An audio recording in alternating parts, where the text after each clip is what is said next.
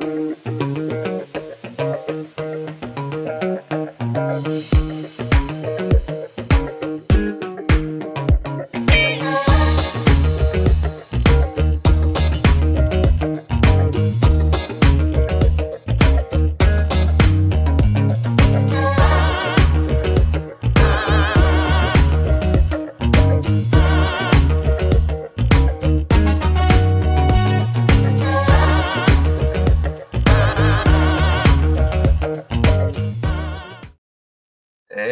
hello again, dear ones. Dr. Robert with you over here.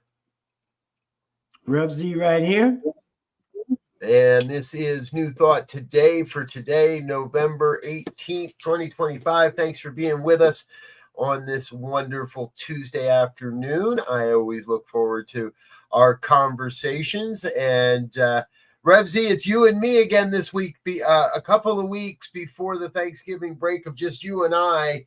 And no guests scheduled so maybe we'll pull in a couple of guests in December, but I always kind of like the end of the year because we get to have some juicy, deep conversations together, and that's always fun. Yes, of course. So, folks, what we've been chatting about so far today is a very common topic for Elzia and I. How do we really support, serve, build the emergence, the revelation, the creation, the furtherance of the vision of a beloved community? And in the context of the New Thought movement and in the context of the New Thought philosophy, to me, well, that's the paramount question. Is there any really bigger question than that? I don't believe so. And Z, your eyes deep in doing that in a physical way. Here, I'm up to my eyeballs and doing it in a virtual way. And I think that's part of the question of it all is not just how to build a version of a beloved community, but how do we really allow for the revelation of a beloved community that's got the both end, that encompasses it all?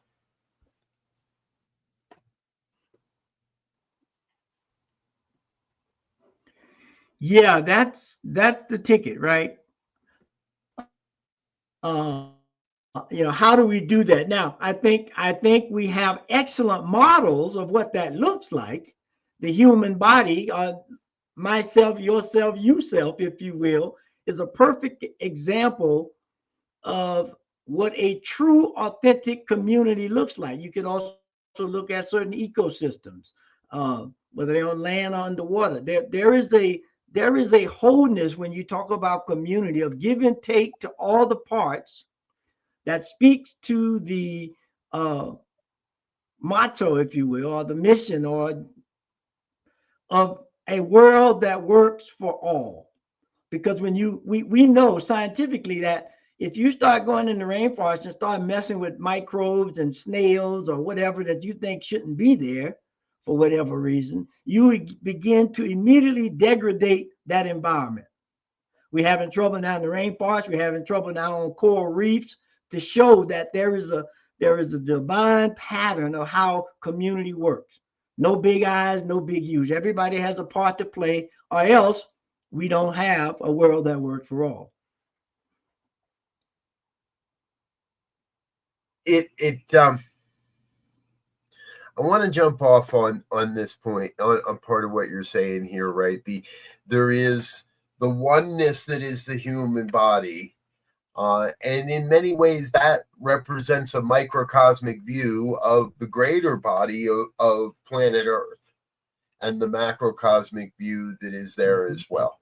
And in the human body, we don't have much, well, we do, but the basic, it's easy to see the basis of the human body as the perfect communication between all these different systems. And in the human body, we often don't think about that communication between the human systems, and we just take it for granted that they're going to work.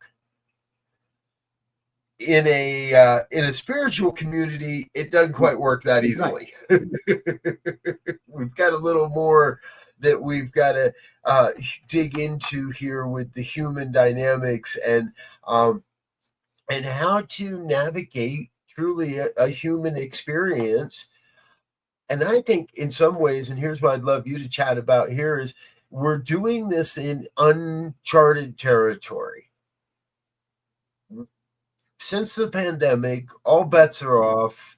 Everything's changed. We all know that, but we don't know what it's changed to, I think. And it feels like in so many ways we're in uncharted territory. So your thoughts on this? Yeah, I think I agree with that. I mean, when you think about it, depends on when you start counting. COVID started, 5, 6 years ago. That's a long time, in terms of change. And I think so we've forgotten, I think, mentally and physically, because there are physical connections that has to be. I mean, you talked about the old ancient principle, as above, so below, as below, so above, and ad infinitum, right? We can go look at a cell on our body and it'll be a complete system that makes up organs, and us. There is a proportional relationship to the universe that as the Tao says, there's that yin and yang that keeps it moving and growing and expanding and discovering more of itself, which is what spirituality is supposed to be teaching us, right? So Right. I think from my perspective, the thing that has to happen is we have to understand that and appreciate that, right? We can talk it, and I don't. We have to get to it. Let me put it this way. I think we have to get to the point of embodiment of this idea that life is prime. It works in unison with a myriad of different things. In system theory, which we look at this, that cause and effect are not always closely related. Cause and effect, if I stick my hand in the fire, yeah, I get burned. Okay, now that's a immediate cause and effect. But you start doing some things that take a slow motion, like some of the deforestation stuff. The cause and effect, even if you had the best intentions, if you did something, you had no way of knowing what the final outcome would be. So that cause and effect is long range. That's why you see some of the ancient ones and the Native Americans are key for it. That when I make a decision, I'm making it looking forward 7 generations. Right. Yeah. We've so we have the model. We just have to study it and try to practice it. Study the model and practice it. Yep. It's interesting. I've gotten caught in a loop, in a feedback algorithm on YouTube with some videos, and I love following these rabbit holes, folks. And I've started, some reason something got shown in my algorithm that is some basis of we've been here before, and I can tell you how it's going to play out because it played out this way before. And oftentimes these are a little bit of a fear-based type of video, and the crash is coming, and here's what happens when you have excess of this, and a dramatically let's say negative perspective of human experience and what humans are capable of, but really buys into the absoluteness that the pattern has to repeat itself, that a pattern can't be interrupted, that and in some of these instances, they're only going back two or three cycles in their little video there. They'll go back to 2 or 3 cycles of how many times this has happened. But you and I have talked about this before, right? You see it once, you see it a second time, it's a coincidence. You see it a third time, I might want to pay attention. You see it a fourth time, and you start to go, maybe I really ought to pay attention. And by the 5th or the 6th time, then we really know we're dealing with a pattern here. and a repetition. And what I want to create, and I think what we have an opportunity to create, is not only to break a pattern of saying, this is how you do community. This is how we've done community in the past. Mm-hmm. These are the cycles that a community goes through. I think about how many workshops or presentations have you and I been through where some expert tells us this is the cycle that a spiritual community is going to experience, or any group. And you go, forming, storming, and norming, and this and that and the other thing. And to me, every part of any community I've ever been a part of, it's a unique set of gifts and skills and talents by unique individuals that make something happen that oftentimes we don't even know we need on the planet. But by being in this place of a beloved community, by having a consciousness of that oneness, of that creative thing, we can do all kinds of stuff. Yeah. I think one of the challenges that for us to embody or wholeheartedly take in that idea that I think in our division of the world, of the universe, to try to understand it, we made some not so good choices when we said there's life and death, right? And that underneath that, people think that that's final. But if you look at life as the thing that is prime, and that within life, there's this cycle of birth and death, which sort of like some talk about, right? If we could really understand it, we begin to see that, this is an adventure that we're spiraling to our base element, some would say, which is energy. That everything in this universe is energy, and that it vibrates at a certain rate, at a certain amplitude, at a certain frequency, at a certain octave, and it creates when they come together, people is music. When it gets in line, there's an alignment and a balance and a give and take there, it's wonderful. And if it's not, it's less wonderful. And that's how we have to begin to take the example, because you think about the ancient ones, right? Real quick, when they first came on the planet and they came up, they saw things like you were saying before, like wow, someone do something, or they saw something in the sky. They said the animal did it. I can't do it. There's something relates to something else.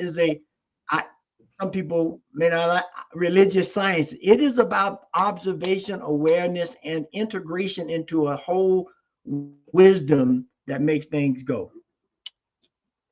Yeah. Yep. Don't trust the algorithm, folks. Take the journey down the rabbit hole. Mara is with us. Hello, Mara. Yep, easy to go down a rabbit hole on YouTube. And Mara provides us with the answer as well. Use our discernment and recognize that this stuff, this philosophy, these principles, they work. There's no question about it. They work if you work it. But we've got to be in the process of working it, not just sitting there and allowing ourselves to get slammed in the face with the doom scroll, right? What's next? What's going wrong in the world? But actually be in that place that says, this is, and here we do have a great example of this right now, because most social media platforms that I'm involved with are being flooded with AI video right now.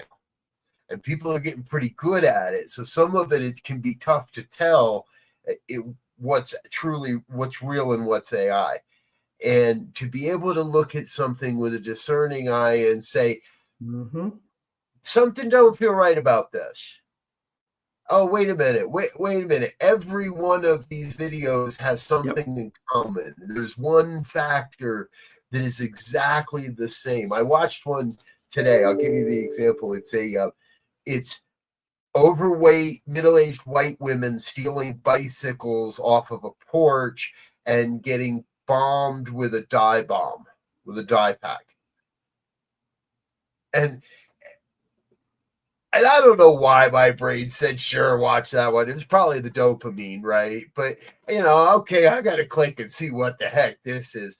And at first I didn't realize it. At first I thought, oh, these are true, these are real cam shots. And then I started to realize the explosions were a little too violent. This is a little too fake here. This is a little too, and that's when I realized, oh, they're all overweight women, middle-aged women stealing a bicycle. Here's the script that was written to do this. And we have an opportunity to write a script that creates an environment and a consciousness where we are working together, where everybody has a similar vision and is working towards a shared vision rather than just towards our own means. Our own ends. Well, and that's why I say life is prime. If you don't want to play the game of life, there are options to not play, but there are consequences to not playing. If you want to go too far off the grid, I get going off the grid for conservation and everything, but the key, I think, Mara did the real key. The real key is discernment and not judgment, because what happens often, if not most of the time, we see something that disagrees with us in some kind of way, we go into judgment. And what's automatically sends us down a rabbit hole, whether we want to or not. And so part of it is what triggered the judgment in me, because 8 times out of 10, judgment, there's something within that just got stirred up and I can't take it. I need to push it back out on something else. So, but with discernment, that's what I do. I begin to, is this something that truly irritates me? Or is this something that I that I need to look at, because there are things that irritate. But if I find that thing, but if I'm coming from judgment, that's gonna make it difficult. And that's why I look at, there's this whole theory or system rather of natural philosophy. That came around the same time as the Enlightenment, which was the birth of New Thought. But this whole thing might even be a little older now I'm thinking about it. But it's this whole idea of what ancient wisdom did is, as you were saying, stay in observation mode. Nothing is static.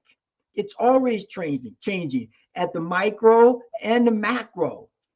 And so I can come up with my approach, but I got to be flexible enough to deal with the conditions that change constantly. I mean, that's the Three Little Pigs was one of the kind of stories they were trying to show, that situations change and you can plan the best of plan, but sometimes that plan gets sidetracked by the creator has a master plan of life being prime. However you want to, go down that track. Yes. I love it. Folks, if you're wondering what you tuned into here, you found yourself tuning into the New Thought Media Network.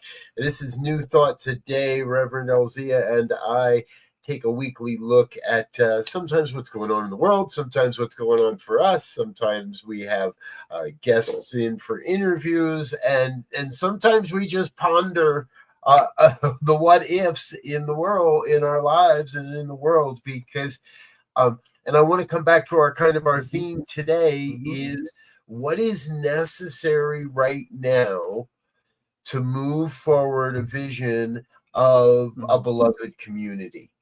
And I think that if you walk into most New Thought communities right now, and I pick just about any New Thought community out there, if you walk into it, there is a consciousness, maybe not a framework, but a consciousness of oneness And as I kind of heard you speaking about just now, that consciousness can sometimes get hijacked between the good idea and the implementation. Sometimes something happens, a boiler breaks, the parking lot needs this or that or whatever. Somebody's causing a disruption in the children's church or whatever it might be, and there become these we'll call them opportunities for growth that pop up in the middle of what we think is the plan forward. And for many, that can be the stumbling block, because it's in those experiences where kind of the rubber hits the road if we're willing to really build a beloved community. So my point, I think the seeds are there, but sometimes the implementation can get pushed to the back burner. How do we make sure? How do we instill that? How do we keep that concept or vision in the front burner? Yeah, I mean, when we understand I think, because the only way we're going to learn to be in community is being community first, right? We have to begin to figure out how to bring people back together. This is a form of community, the virtual side, but it's only one side. There's always two sides to a coin. This if we can get this together, this will give us a great extension on building real community and feeling. But like you said, like now, I don't know if it's real, if it's Memorex. When I see something, the AI is so good at it now. So that's first and foremost. To build a community, we have to start coming back together as people because there's some energy, there's some nuance there that we can build upon. And I think the second thing is that we have to really begin, is like you said, to do something. In Florida, I'm from Florida. When I took swimming, there was all kind of lessons and films and showing you how to do this, that, and the other. But until you got your buns in that water, you had no idea what swimming was, and you had no idea what it took to swim. All of the things that had to go together. And if you slow in the class back then, they couldn't do it now. There were different ways to get you in that water to either sink or swim. Right? We have to begin to look at, we have to try various things to get us back together again, because if not, it's gonna be stop and start. We want to understand the wholeness of life. Right. And, I think that you're hitting on a number of cylinders here, because I believe there is an imperative to get back to in-person experiences. I want to be able to not just hug people and touch people, but then I know they're real. Then I know for sure that you are a real person, and I can reach out, and that lends to the validity of the organization or the philosophy as well, is that I know this isn't just some AI hallucination creating something, but it's a human who has given it thought and really dug into, okay, here's what we're thinking, here's what we're doing, here's how we're playing together.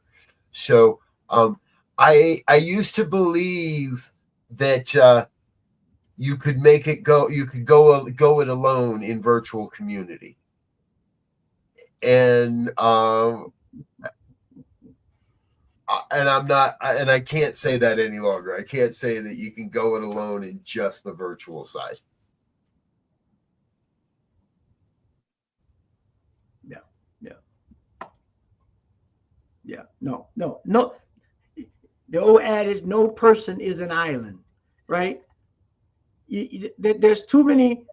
I'm good. I'm really good at a few things. I'm okay at some other things, but there's some things I have no idea about that are needed, that are critical. And so again, this idea of wholeness. All, as far as I've studied, all philosophical, ideological, and spiritual systems speak of this wholeness, which has been called utopia, a bunch of different names, right? But it's trying to get at, I believe, this idea of when everything is in alignment with this purpose. I believe that is life is prime. And so when everything is in concert for life itself, we know we're going to pass on, but life will still be here. Now we can contribute to that by art and song and dance and books and speech, but we will, as we are now, will be in another level of energy, and we will be moving however energy is. If we buy the idea, which we're talking on this internet, so most people do, energy only changes form, it never goes away. Right. Yes. Do a quick shout out to Mara as well. Thank you, Mara. Yes, a virtual community is helpful for those that can't get out as much or as easily. And appreciate your gratitude. And continuing the thought there. So we're back to our both and equation. We always find ourselves here, Z, right? We're back at that both and equation that recognizes there is a balance in all of this.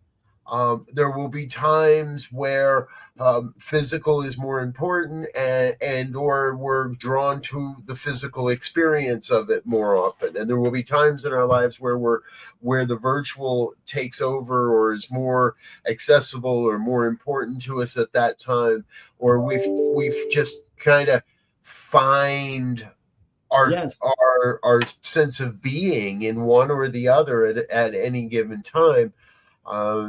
Mike, and I know you would agree with this, the call is to stay open to the both, whatever that might look like. You have to stay open to the both. Yeah, and you have to stay. That's why you have the both and. This is a spiral of things that are energy. Let's take it to a base level. I mean, you can go different places. Let's take it to an energy base.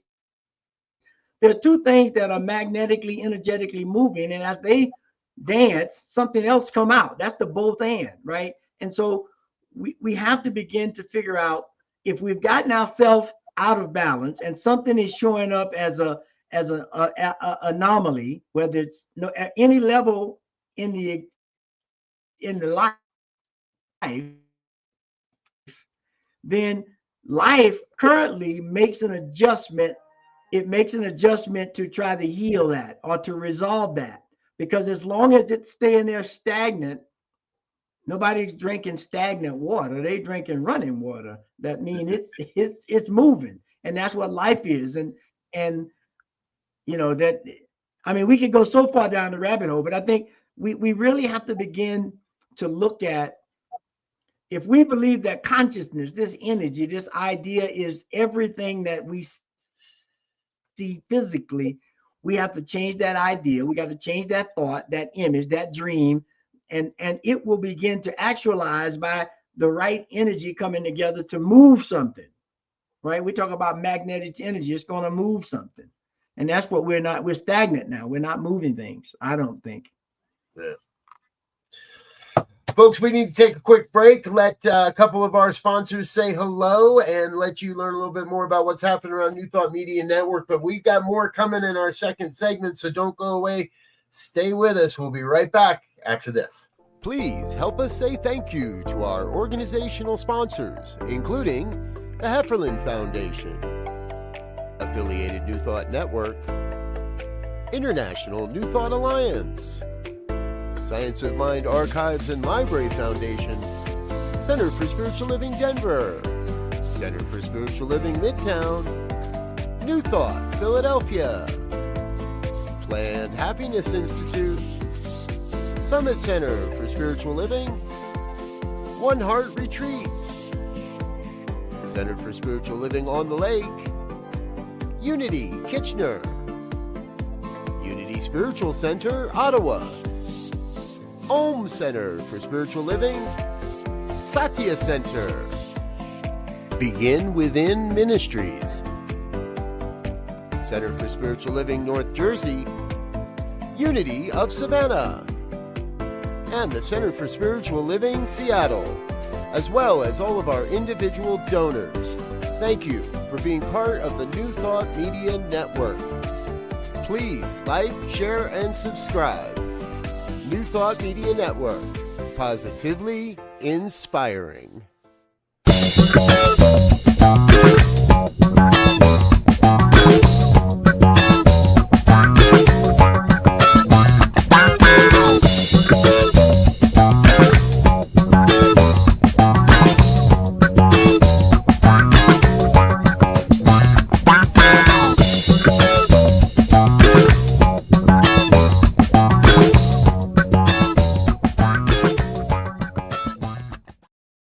And we're back with more of New Thought today here on the New Thought Media Network. My co-host, Reverend Elzia Sekou, and I come together every Tuesday here at 2 o'clock Mountain Time. Whether you're watching live or at another time on a replay, feel free to join the conversation, jot down a comment, do something like that, or come visit our Substack page and and really explore some things with us too. So, Z, we've been talking today about how we get to the both end of building, a greater sense of beloved community, and yes, that starts in our local area. But I think, and you and I have spoken of this, it goes out a lot larger. And once we, for me, that's where I want to see more people playing a little more often.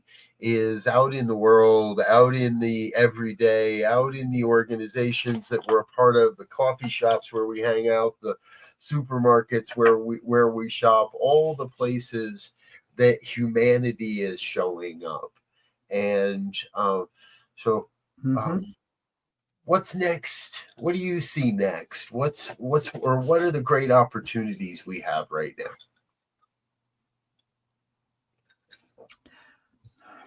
Wow. I mean, you took me back to a point in time when you just said that. And that, if you go back, however you go back to the 60s, the 70s, right? When you go back and look at the idea of people coming together, right, to solve problems, to live life, you saw something that at its heart, now, if we don't keep it aligned, it can go all kind of crazy ways. We know that. But at its heart, there was something there that looked at honoring, first connecting, honoring, uplifting, and working through things that upset the apple cart, if you will. Right. So there were celebrations, there were conversations, there were banding together for this, that, or the other. In respect for the wholeness of the community or the movement. Or what, you can take that up or down the spiral. But I think we don't have that anymore. And part of it is, as we said earlier, is COVID and fear. And it's not just the fear of COVID anymore. It's all of the bugaboos that popped up once we got COVID, and you were home alone, and I was home alone, and the media that's on the social media that's been programming basically or filling us images and ideas about ABC. We don't see enough of the other side of that coin, and so we have to be in discernment as to, yes, I need to stay informed, but I don't need to wallow in all of this. You listen to the news in a 30-minute cycle, you're going to hear the same thing 3 times, and they may stick in 3 somewhat human interest stories to kind of keep you appeased, but it's the same thing on all the major news, right? You can put 10 minutes, 15 minutes on the news, and you're done. Yeah. So that's a discernment, though. You got to discern that for yourself, and then. And some people, we need some news hogs, as they say, that's going to go down the nth degree and go down the rabbit hole and be able to say, hey, yeah, look, I know you didn't have time, but this is my thing, and this is what I found. So you got to Right. get trusted sources, relationships. Any ecosystem will give us all the answers. You know, you spark in me something that I think is really important because um, I was recently introduced to a video. Um, and I want to acknowledge Mara again. Trust is breaking down. Yes, at the center of it, trust is breaking down, and Mm-hmm. I don't remember it as viscerally as directly as I really do since the pandemic. However, it was boiling before that. And however, with the Mm-hmm. pandemic, the sense of separation amongst Americans has become so violent, has become so top of the mind that there is no shared enemy amongst Americans any longer. There is Mm-hmm. Americans looking at other Americans as that enemy. And it's now, here's my point. Around somewhere around the pandemic, when we were all locked in, I became aware of a comedian. His name is Steve Hofstetler. Now, at the time that I became familiar with Steve, he was notorious and already infamous for his ability to take down hecklers and to just eviscerate hecklers at his shows. And that's what he was becoming known for. And he was really good at it. And he was doing really well in social media with it. And then through the pandemic, he has become more and more and more of a socially vocal, somewhat politically oriented. Like he skirts the lines, and but he wouldn't call himself a liberal and he wouldn't call himself a Democrat, but he doesn't call himself a conservative, and he definitely wouldn't call himself a MAGA. So over time, he has shifted his approach, where now some of his shows become more like encounter groups. And I just saw a video where a woman who claims to be a conservative interrupts his show in a question and answer period. So it's not like it's an interruption. And they have a really great dialogue. But it's happening in a comedy club late at night, where this one woman, and I give her all the kudos in the world, has the courage to stand up and say, I believe, but I don't believe, because she describes herself as conservative and yet is proud and willing to stand up for her gay child and trans friends and other things. So in some ways conservative, in some ways progressive, in some ways it's kind of hard to say, wow, you're thinking these things through, and you have a skewed perspective from my perspective. But back to my point, the truth of social commentary is happening in comedy clubs, not on the nightly news and not in our political forum. But I do see a little bit of people starting to talk again.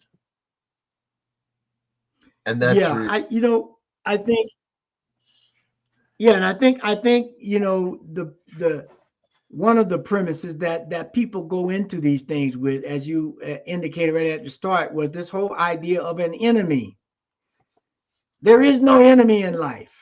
There is a give and take in life, where in the natural maturation of the thing, whatever the thing is, from energy like a hurricane to a body like me, at some point this cycles out, just like the storm cycles out. And so if we can put these things in better perspective, to life being the backdrop of what we're dealing with, it is the background and we are the foreground, right? And we have to get in tune with that, right? If I'm doing a play with the mountain background, but I'm the setting is on the beach, well, then that's a problem. Nobody's going to get that story.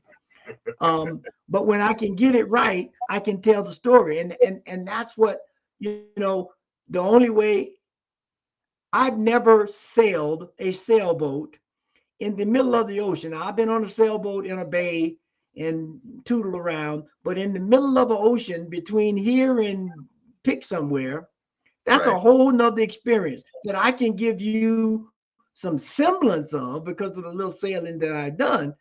But there's some things out there in terms of tempests and storms, and I have no idea.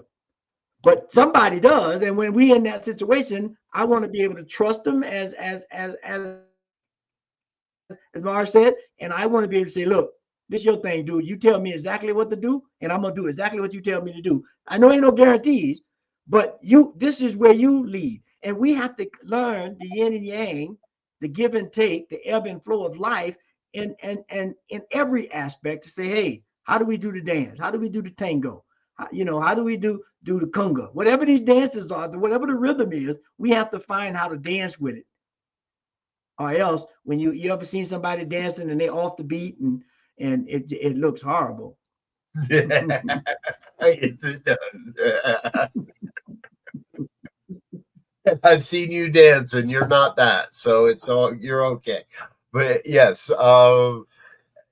you mix the stories of sailboats and dancing, and my mind's going, oh God, no, somebody's gonna overturn that boat.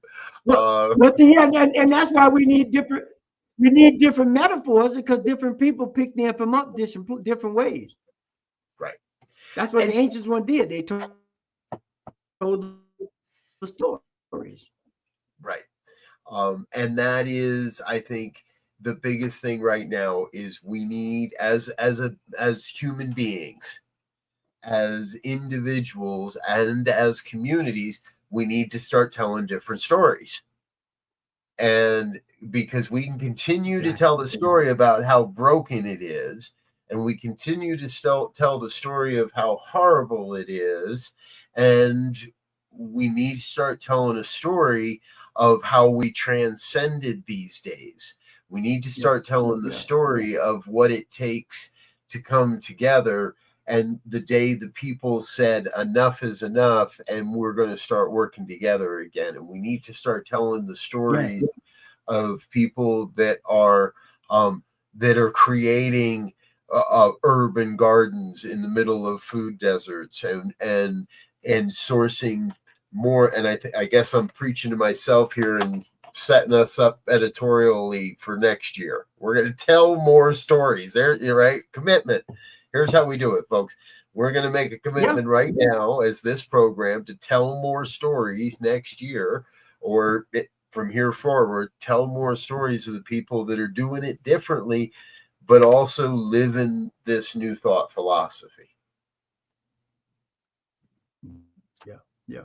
Because see, the key thing, and I'm a big proponent of the thesaurus or some semblance thereof in terms of finding new ways of releasing the energy, i.e., saying the word.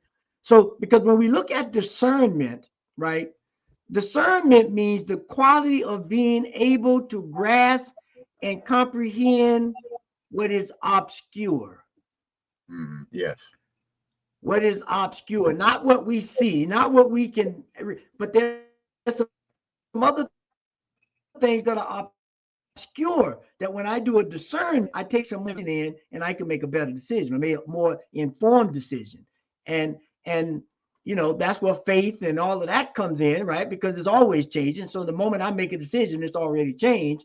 But if I understand faith and the laws that we teach, then I put it out there, I do it, I understand, and I go to work. I do my part, the other part does his, and we move. And that's how we We make don't a do that movement anymore. move. Right. We don't do that anymore. But that's how we make a movement move. That's how we bring this consciousness into a greater experience, a greater form. And I have to believe, and to me, this is the way it always works. If we bring forward a greater form, a greater idea, more people will be more inspired to either listen to their own inner calling to create, to do good work, or will get on board with what somebody else is already doing. I just heard this in my head as we're talking that, and we've had Reverend Dr. Jerry Troyer on this network before, on this program before, but the primary work he does is not as a minister, is not as a reverend, but is in the world of nonprofit with an organization called the Urban Street Angels. And the Urban Street Angels is not run as a church ministry. It is not run as a, he's not even the head or the lead or the primary guy in the whole thing. But the work that he does within this organization is transforming lives, and he's doing it with a new thought consciousness. Those are the stories I want people to hear. Those are the stories I want people to emulate. Right. And we talked about this. I think we have to become curious again as a planet, as a people. We have to become curious, because the things that we find comfort in right now, whatever it is, or help in, or guidance in, it came from somebody being curious about something, whether it was something so-called good or something so-called bad. Right? I wanted to try to see if I can extend this good thing, or if I can alleviate this not so good thing, or this bad thing, or this thing that's out of alignment. I mean, that's why we need the thesaurus. We need to get different energies when we look at what we are stuck in, right? This whole idea of tradition, in my understanding, means we take the wisdom from what they did and move. Our grandparents could not comprehend a cell phone. They cannot, right? Yeah, true. And that's just a small thing that's now almost an appendage to our body. We can't imagine life without it. We freak out if we leave it at home, or it drops out of your pocket under your car seat in a car. You get out of your car, holy shit, where's my phone? We can't live without it. Yeah. And so we can take the understanding, but we got to apply it to a new thing. That's what I believe Ernest said. We got to be open at the top, because this thing is changing. I mean, now we got to deal with AI. Exactly. Like none of our predecessors, none of our great teachers, none of our none of the thought leaders that I know of ever really understood or predicted what the truth of AI is so rapidly becoming. And not to go down that rabbit hole today, but and the emergence of AI in our lives does not change the principle that Ernest taught, and that others taught, and that the Socrates taught, and that all the pre-Socratics taught, and that all the philosophers across all time have taught. It doesn't change the principle. It doesn't change how we can use the power for good. But we have to change how we do it. Yeah. And which means, back to the very beginning, as we were saying, we have to go back now to the skills of observation.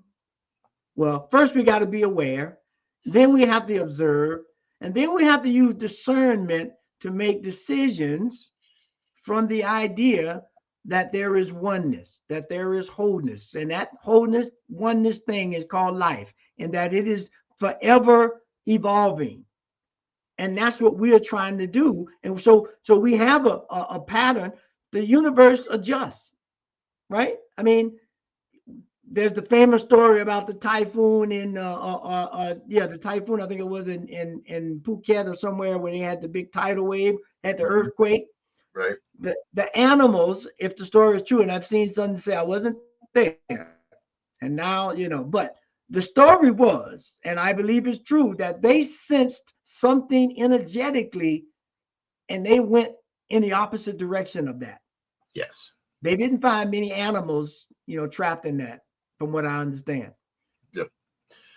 There are, if we search the ancient lore, and you're the person that calls in that ancient wisdom for us. But if we go back and search the ancient stories and the ancient lore, and specifically North American stories, are filled with reminders to trust the instinctive nature of our animal compatriots, collaborators here on the planet. So for all you Douglas Adams fans out there, so long and thanks for all the fish. Right, the Dolphins got it down, and we can't deny the consciousness of animal life any longer on this planet, and anyone that does is just being silly, honestly. Yeah, because and if you get up to primates, there's a good thing on PBS called Origins that goes through some very interesting things about the development of the human being going back like 300,000 years ago. Yep. I can't comprehend 100 years trying to live that long, let alone 300,000 years ago of conscious beings roaming. And when we see that, we understand that this thing is moving. This is a moving thing, and when if we get on it, we got to ride it. Yep. Interestingly enough, our conversation here has reminded me today that the Emerson Theological Institute, a New Thought organization, has an educational certificate. Now, it grew out of the concept of pet chaplaincy or animal chaplaincy. And along the way, some thinkers and some people got together and said, yeah, but what we're really doing is interspecies ministry. So Emerson Institute now offers a certificate of interspiritual, I want to say interspiritual, right? But interspecies ministry. And to me, that immediately opens up the door to, cool. So when the life forms from beyond our terrestrial body come here and we have an interspecies ministry, we're already set up and waiting for them. We already understand it. Our furry friends, our scaly friends, our creepy crawly friends, it's all part of the one consciousness. We have that unique ability to be able to voice it. And go, because I just sparked something. Well, I was going to say, when you think about it, like, again, through a lot of cultures, if not most cultures, when they start telling stories of these deeper truths, of these deeper wisdom of observation awareness, they start using animals to do that, right? And because I can withdraw judgment in some cases. I may not like this animal, that, but I can withdraw judgment, which is why Disney is good at all these things about emotions. They put it in an animated thing. You still can do a little. They got characters, but it's learning that how do we interpret this stuff that we're taking in? How do we work with it? How do we work it? Because it works if you work it. Yes. There we go. Folks, we're going to wrap it up here for today. That feels like a natural place to finish, as it were. So it works if you work it, and that's how you work it. And if you're wondering what you stumbled into, or you're just finding us, well, go back about 20 minutes and you'll see where this part of the conversation started.